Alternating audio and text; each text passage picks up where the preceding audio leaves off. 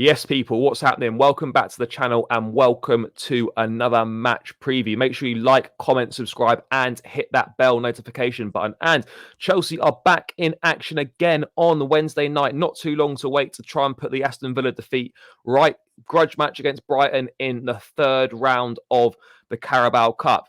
Is much going to change in the space of a couple of days? I'm not so hopeful, but it could be a welcome distraction, a cup run, the chance to put things right, and maybe a chance to try and kickstart the season finally. Our first 6 games, it's not happened. Maybe lucky number 7, and we might find a performance, a win, a goal. At this point, I just kind of take anything right now. I just like to celebrate my team scoring a goal. It's not too much to ask for, but yeah, it seems to be at the moment 3 games on the spin with no goal. But yeah, let's see what happens. We're going to be discussing the game. And Nina, thanks for joining me as always. Are you hopeful that anything's going to change from Sunday? We've got a couple of days to try and work on a few things. All we should be doing in training is kicking the ball in the goal. That's it. Don't bother doing anything else because it appears to be the only thing that we can't do right now. But are you confident anything's going to change? No. It's not even funny, but I'm delirious already this early on into the season. And like me and you have both been very positive kind of following from pre-season, and we still continue to try and be positive. It's just so difficult, but yeah, cup game is a little bit different. Like you said, bit of a distraction from the Premier League. Although, I mean, it doesn't shy away from the fact that we still need to score goals. And I mean, I know you're saying shooting drills, but apparently we are scoring goals in training. We just can't do it in games. And when you look at our opposition, potentially playing one of the most threatening up front teams that we could possibly face right now, like they're scoring goals for fun, 3-4 a game. I mean, their They're goal. top scorers in the league right now. Oh, are they? Well, there you go. Like their goal difference is absolutely insane. Ours is negative. So really, if you're looking at it from that perspective, how can you have confidence? Yeah, no, yeah, it's pretty bleak right now. Yeah, I mean, don't really go into any Chelsea games with any confidence that anything positive is going to happen in the way of a result, which is not the best space to be in. But cup run could be important. We haven't really got very many trophies to play for this season. We're not winning the league, so we've got the FA Cup and the Carabao Cup. How important is the Carabao Cup to you this season? And how seriously do you think the club should be taking it? Because for me, we need a trophy as quickly as possible. This represents the easiest one to win per se, of course, draw dependent, but the least amount of matches to get to a final, the first chance to win something sort of end of February, end of March time. And we haven't won a domestic trophy since 2017. So for me, this shit needs to be taken seriously. I know some teams laugh at it and don't take it seriously, but we haven't got many bigger things to play for. So there's no reason for me why we shouldn't be going strong in this and taking it seriously and trying to get our hands on it. Yeah, no, I agree. And if you take our league position right now, I think we should be absolutely going for that cup 100%. And if Pochettino wants to prove something to the fans as well and install a little more belief for himself, regardless of how we're doing in the Prem, I think him potentially getting to a final at Wembley and winning it, you know, like you said, something we haven't done in a very long time, would probably put a good message out there, at least restore a little bit of faith in what's going on. Maybe then we can start like looking and believing in this project that we're invited into believing, because yeah, I mean, it hasn't been done recently. I always take domestic cup seriously, to be fair. You play opposition that you meet in the Prem as well, and it's a good chance to put, you know, your project to practice. So yeah, I'd like to see us take it seriously. And like I said, judging by our league position, we seem to be very stationary. So if we can at least put something out there into these cups and have fresh energy, although I mean, what fresh energy? We have a week to prepare for games and we don't do anything. What does 2-3 days mean we get to do and change, really? Well, maybe we might be better. Who knows? We might be a little bit better, possibly. But I mean, yeah. I mean, what changes you anticipate, and what changes would you like to see? Because for me, I think we should be going as full strength as possible. Obviously, we've got no Malagusto because he's suspended after the red card at the weekend. So I'd like to think finally we might see Levi Colwell play centre back, and God forbid we might even see Ben Chilwell play left back. So those are 2 changes that I'd make. I think Enzo and Caicedo need to continue in the middle. I'd carry on with Mudryk on the left. Jackson's ban is not actually for the Cup. It's only for the Premier League because it's not a straight red. It's 5 bookings, so that only counts for the Premier League. So he'll be available. And I'd rest Sterling and I'd play Cole Palmer. I think those are a few changes that should be made. But do you think a lot of changes need to happen? Something needs to be done a little bit differently. But surely Cole Palmer comes in. If he can't start in this game, when's he ever going to start a game for Chelsea at this rate? Yeah, you spoke my mind. I think those changes exactly are what needs to be done. And if Pochettino continues to come out with the lineups that we really don't want, playing players out their position, then we're going to have some issues, because this is what we were calling Potter out for last season, just continuously blindly putting the same thing out week in, week out, when we fans could tell it wasn't working. It was obvious to every single person it wasn't working. So continuing to do something that isn't just proving to is hindering actually everyone, because it is hindering Colwell's game as well, and we can't maximize the best out of him. Enzo as well, he's not a number 10. You've got Cole Palmer there. Just use him and utilize his abilities. Like, the kid brought on some brightness when he came on, I thought, and yeah, it's a lot of pressure to put on him, but he can absolutely do it. We've seen him rise towards the big games when he's played in finals and scored for Man City, so he can be put under a little bit of pressure. I don't think he'll crack or anything like that. If anything, he's familiar with the Prem and with Brighton as well, perhaps a little bit. So yeah, I think absolutely must start. And if he benches Mudryk, then I'm going to be furious. I can't even lie to you, because I think, what are you doing to this boy, and how does he ever develop? You take him out a game where he's arguably our best player on the pitch, and we need his pace in the game where we're now one man down, and you take him off. For what reason? Especially before Sterling, who, in my opinion, Sterling is so wasteful. So here I am. I'd rather play this more raw, if you'd like to say raw, kind of footballer in Mudryk than Sterling, who's being wasteful with his chances. And yeah, you're right. If he doesn't start Mudryk, then we've got to ask some serious questions for Poch, because he's not going to make it easy for himself. No, plus we've got like a few. We don't play until Monday after Wednesday night's game, so there's plenty of Yeah. time to recover, plenty of time to prepare. So there's no reason for me not to be going strong. Brighton are going to pose a tough test. This will be their third game in less than a week. They had Europa League last Thursday. They obviously played Bournemouth on Sunday and won, and now they've got this game against us. They're going to be bang up for this. They'll probably make changes, but they made changes against Man United at Old Trafford and smashed them. So they've got more than enough quality to make changes and beat us in this game. They're doing a great job. It's a bit of a grudge match because of everything that's gone on between the two clubs. You don't want to lose any games, but it'll be particularly depressing to lose to Brighton. I mean, just briefly on Brighton, because I think they deserve some credit. De Zerbi's doing a phenomenal job there. They're such a well-run club. They lose their best players most windows, but they still seem to find and keep producing top players. I hate to say it, but they're an absolute pleasure to watch them play. I mean, Yeah. How do you see what they're doing at the moment? Because I think they deserve a little bit of a shout out, really. They are levels above us right now. If we really want to talk about, as much as we hate how, they negotiated with us in transfer windows, you've got to give it to them. The way they're running their club at the moment is something that we wish for Chelsea right now, in terms of, footballing and coaching and everything, at recruitment as well. And like you said, they went through so much change themselves, and after having, decent seasons with Graham Potter, he kind of got them into a really good place. Handed Brighton over to De Zerbi, a really good looking Brighton, and he only took them to other heights. And you can take kind of their league positions in the last few years, and they've only gone up, really. We, Chelsea, we're going down. So I mean, it's like they could say, oh, you took our manager and you took this and that and you took our good players, but really we obviously kind of went in reverse. So yeah, you absolutely have to credit them. They literally schooled us last season twice. It was twice they beat us, wasn't Yeah, it? they did us twice. The one at the Amex last season was one of the 4-1. most humiliating football matches I think I've ever been to, just because of everything that's happened. But look, they're everything we're not. Every player knows what they're doing. They've got a system. They've got an identity.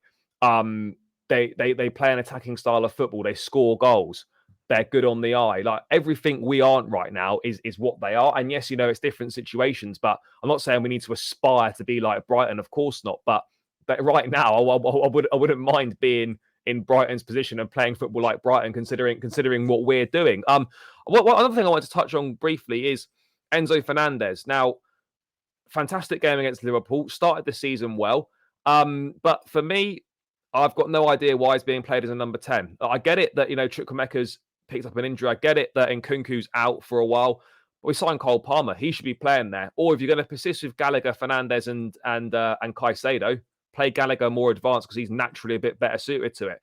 Enzo's game has massively dipped in the last couple of games. Well, last 3 games, really. Forest, Bournemouth, and Villa. He's been poor because he's been playing at number 10 position. And I don't think it's any surprise that we are suffering as a side, because Enzo, how brilliant he was against Liverpool in the first couple of games of the season. He was dictating the midfield, controlling the play, range of passing, this and that. And that's just gone now, where we've tried to deploy him further up the pitch, and it just isn't working. So, I mean, are you surprised to see? Like, are you hoping that we're not going to see him there again? Because realistically, he should be playing as a deep line playmaker alongside Caicedo and pushing him higher up the pitch from Poch. I get it why you might want to have tried it just to see. It's not working. We don't need to see that again. No, yeah, I almost feel sorry for Enzo as well. I feel like since we signed him, he's not even been able to maximize his strengths because of how he had to play as well, like the end of last season under Lampard as well. And it was like he was crying out for Caicedo as a partner. We finally managed, after all our efforts, to bring in Caicedo. Yes, they haven't really had the longest time together. I mean, they've only like played a couple games together, but the whole point was that, you know, they pair there in the middle, and then we have that kind of number 10 in front, and that is Cole Palmer right now. Like, I already repeated the point that Cole Palmer is most capable of playing in that position. We see that he feels comfortable there. So, you know, just identify it. Like, it's not difficult to see. I just don't really understand why we have to make these weird experiments. It's not like you're exactly limited. I know we've got injuries, but you're still not that limited. Like, just play players in their positions and then go from there. You know, it's frustrating. Like, Enzo clearly doesn't feel comfortable there. He still, bless him, tries like his best, but you know, that's not where he does it. Like, that's not where he can play, and that's not where we get the best out of him. No, I absolutely agree. It's no surprise that his performances have suffered over the last 3 games being played in that position. I mean, to round out what I mean, obviously, I know we need to score, but from our overall play, what do you think we need to do differently on Wednesday night to progress to the next round of the cup? Because for me, I feel like a lot of this season we've been playing with the handbrake on. Poch has been setting up the team to not lose rather than setting up the team to win. I feel like we don't really go for it when we should be going for it more. Obviously, he knows better than I do, but it's just obviously some of my observations. I feel like the handbrake's on.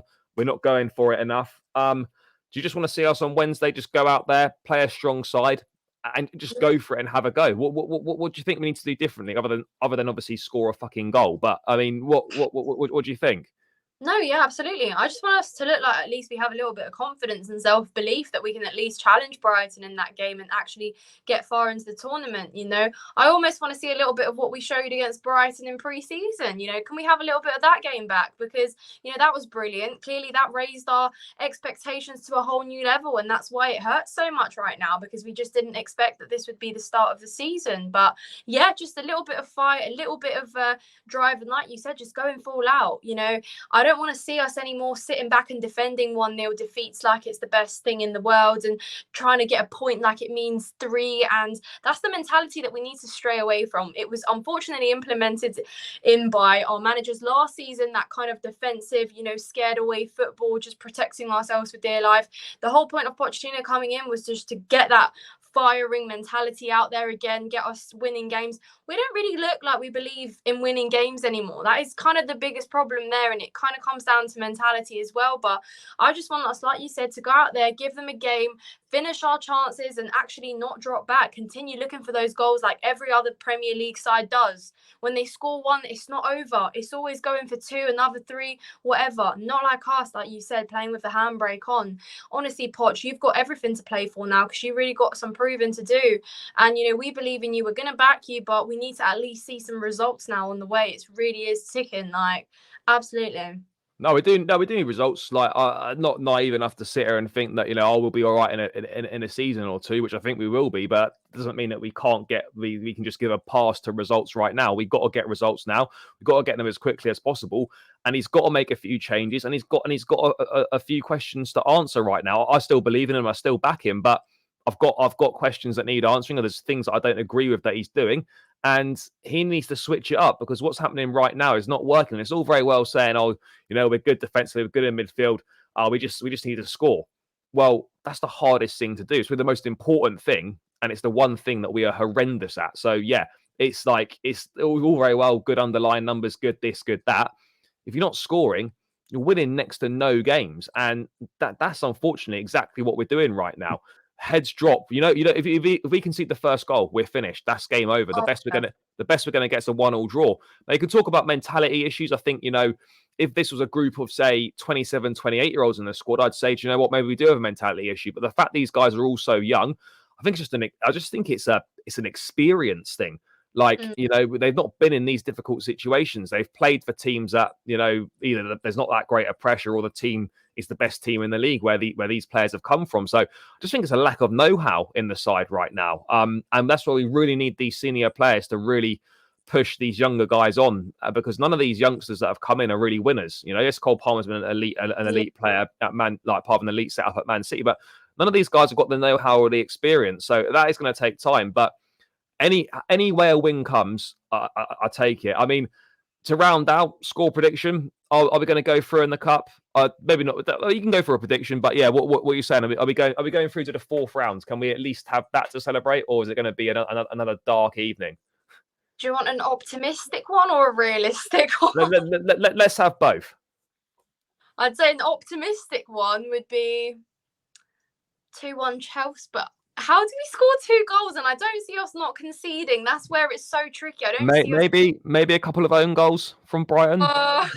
Yeah, wait, great, yeah. All right, an optimistic one is 2-1 Chelsea, because I don't see us not conceding. And I think a realistic one is probably vice versa. I can't lie to you. Yeah, I'll be honest. I think the best we can do is a 1-1 draw, and then it goes to penalties, and we probably lose. Or we won't score again, and we'll lose like 1-0 or something. I think that's. I don't have it through pens, Charlie. Honestly, I don't. No, I don't either. I sat through 2 penalty shootouts in both cup finals a couple of years ago, and it was peak. So yeah. And on that positive note, yeah. Pretty round that one out there. Guys, make sure you like, comment, subscribe, and hit that bell notification button. Nina, thanks for your time as always. Guys, make sure you go and show Nina some love. Channel will be tagged in the title. Click the link. Didn't even click the link. Click the app. Subscribe. Go and support her stuff. Some great stuff on there. So please do that. Guys, I'll be back on with another video after the game for sure. So make sure you tune in for that one. But until then, people, take care. Up the Chelsea and peace out.